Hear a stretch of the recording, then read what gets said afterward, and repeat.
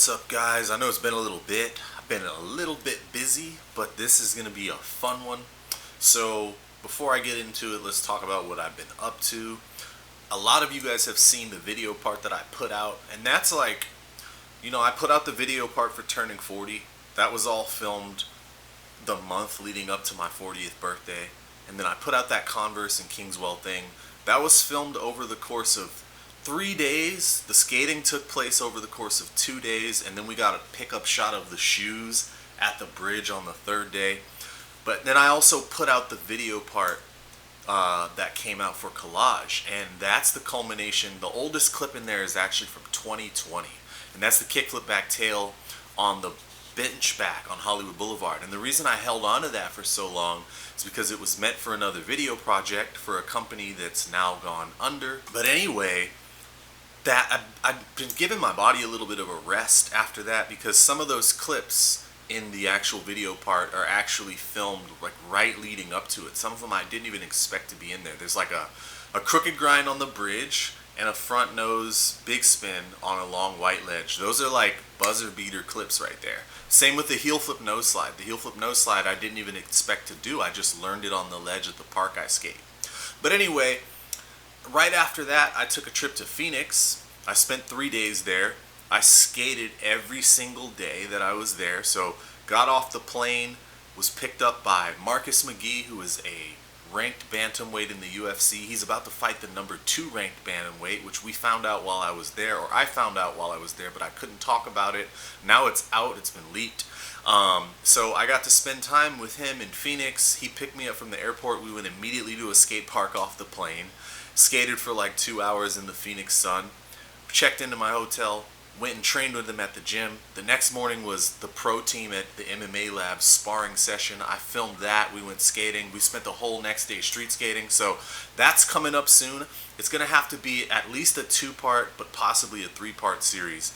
And that's all of that is basically why I haven't been releasing these types of videos on the channel. I've been busy skating.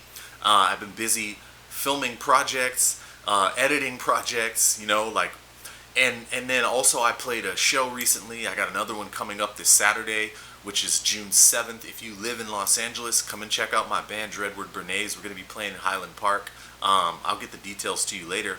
But someone had asked me about attaching a microphone to myself while I learn a trick. And the other day I was at the park in between lessons, and I realized, because I was doing like a bunch of nollie big spin heels, teaching them to a friend the day before. And I was like, you know what? I should get the Fakie big heel, because I have done Fakie big heels before, but never really done them. Like, you'll see what a real one looks like in this clip. But I'd only done like basically defense Fakie big heels before. So someone does one on you in a game of skate, and I would basically do a Fakie varial heel and then just the most savage more than 90-degree pivot to finish it off, which is absolutely fine for defense in most games of skate. But I'd never done a real one, and I couldn't do it. There was something in my way. So I decided to learn the trick. I filmed all the tries, and what you're going to see in this video is me learning to do the Fakie big heel. You'll see all the tricks that I did leading up to it that I felt like were imperative to me understanding how to do the trick. And I was able to land a good amount of them, and I'm happy about it. So I'm going to do it a little differently than he requested. I've already edited the segment where I'm doing the tricks, and I'm going to watch that segment and comment over that segment right now. So without further ado, let's get into it. So starting out here, I'm just doing some grinds on the rail, and these are just first try. I did the back 50 and the feeble, and then I went over and did the manuals. Now all the manuals are first try except for the kickflip nose manual. That one actually took me 2 tries, but there was no reason for me to show the extra tries. So I'm just warming up here after one skate lesson and getting ready to do another one. And I end on the big ledge with the last trick that's not a flat ground trick. So now we're getting into the flat ground, and I had to start it off with a kickflip, right? Kickflip is the trick that lets you know where you're at. Tray flips are easier than kickflips for me, and a varial heel is kind of starting me out doing the types of tricks I need to do for that. The first one was sketchy, so I did 2. Nollie big heel was, of course, first try because I've been doing them. switch big spin was leading me up to the trick that I'm going to eventually do switch. And I haven't done a switch varial heel in so long, and that was first try. I was happy. So the switch big heel's the big one. I used to do them downstairs. You know, I did the Hollywood 12, did some other things, but I don't really do them much anymore. So the first one I landed was sketchy, and I had to get more because I felt like understanding how I propelled the trick is important for the fakie one. And if you look, there's a great deal of winding up. I'm winding up, and that's so necessary to land a clean one because it's like a punch starts in your legs, and your skate tricks, the rotating ones usually start in your arms. So getting that rotation and timing that with where I bend my knees was important. Now this is the tough one, the one I've always sucked at. And that's because I think it's kind of like, as a right-handed person who skates goofy-footed, when I'm doing a frontside big heel, it's almost like I'm throwing my weak hand, so it's the jab hand, but I'm throwing it like an overhand. So it's basically like I'm boxing and I'm throwing a left cross, but I'm right-handed, so it's the opposite way. And so the rotation is a little bit stuttered compared to where it was with the switch big heel. And I think that's why I always struggled with the Rick flip. Funny thing is though, before I started filming these, I thought I was filming and I landed 2 other frontside big heels, but the camera shut off because it was so hot. That one hurt my foot there because my toes have been hurt, and I landed on my toe. I finally landed a clean one, and now I'm gonna start with the Rick flip. So you would think that having landed those would help, but if you look at the first try, I had no idea what to do, and that's because when I'm rolling fakie, it feels so alien to move that way. But now I'm starting to get the shoulder rotation, and I'm starting to time the shoulder rotation with where I bend my knees, and I landed the first one. Thinking it would be easy to land another one, which it wasn't. I have to land 3 to feel like I've done it. Now a lot of these, I'm actually not following through with my shoulder all the way. So my legs are turned all the way around by the time I land on it, but my shoulder's not. And then I can't roll away. So getting that shoulder to be all the way around at the same time as my feet was really key. And I landed the second one. That one was pretty good. Now I'm trying the third one, and you can see I left my shoulder behind slightly. That one I left it behind slightly too. That one I over-rotated the shoulder. And it's just a matter of getting this timing down. I kind of think of it as like unwrapping with my foot. There's the third one. It was sketchy. I put my toe down, and then I landed the clean one right after that, and I'm really happy with that. So my takeaway is that the fakie big heel, the reason it's so difficult, like I said, is because even though it's fakie and not nollie, I'm right-handed, and I'm a right-handed goofy skater.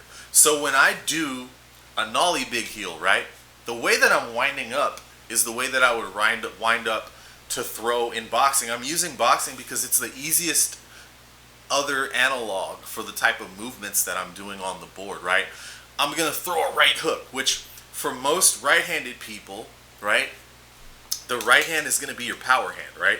So you're going to keep your power hand behind, and you're going to load up into your shots, your power shots with the right hand, your overhand, right?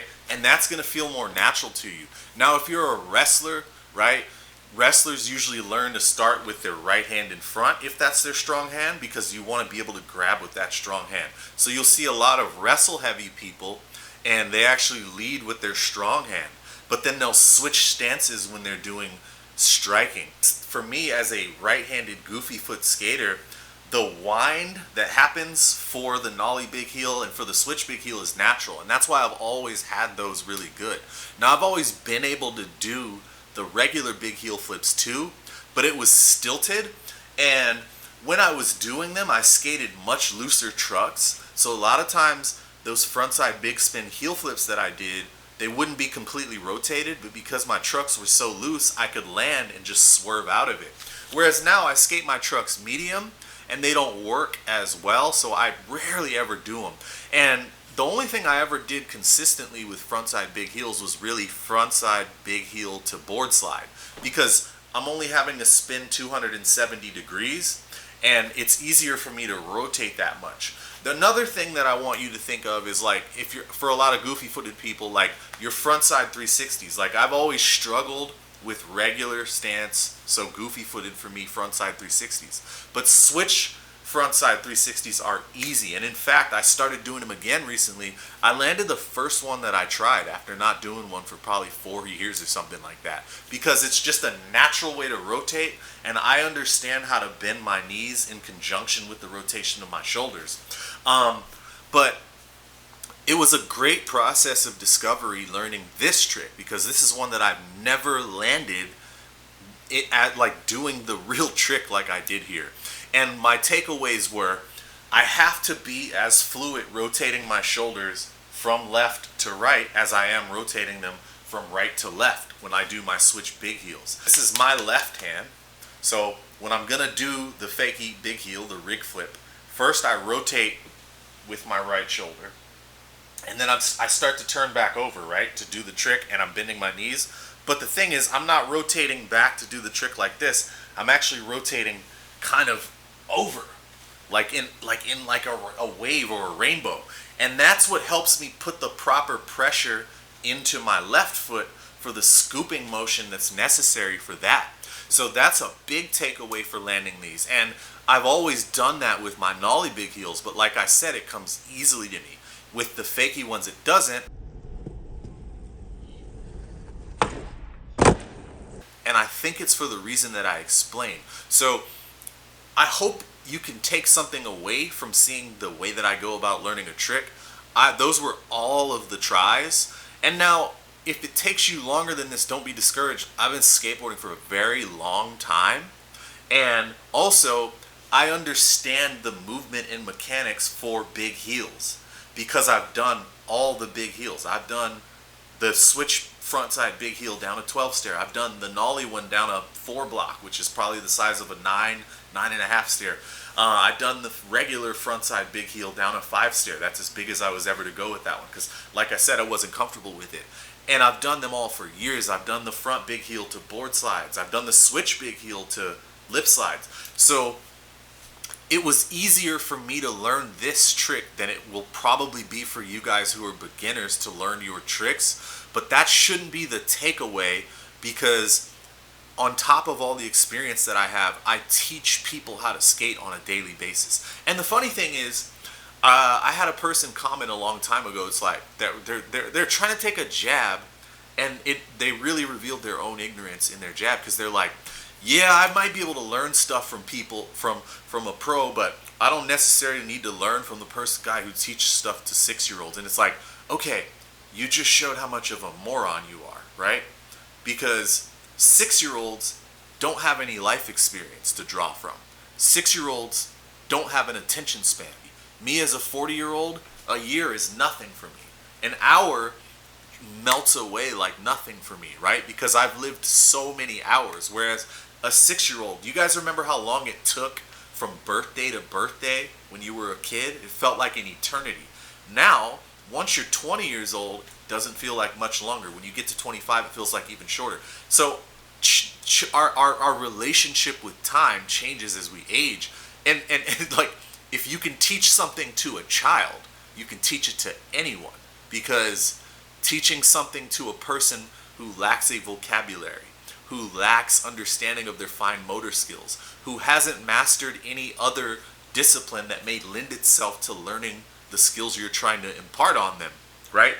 Those things, it's going to be extremely harder. Like when I go and teach lessons to someone that's in their 30s or 40s or 50s, 60s, the oldest I taught was like a 68, 69-year-old dude. But it's always easier, right? And I've even taught other pros. Like, I'm not going to say who it is, but I taught another professional skater who skates for a very big company how to nollie big heel.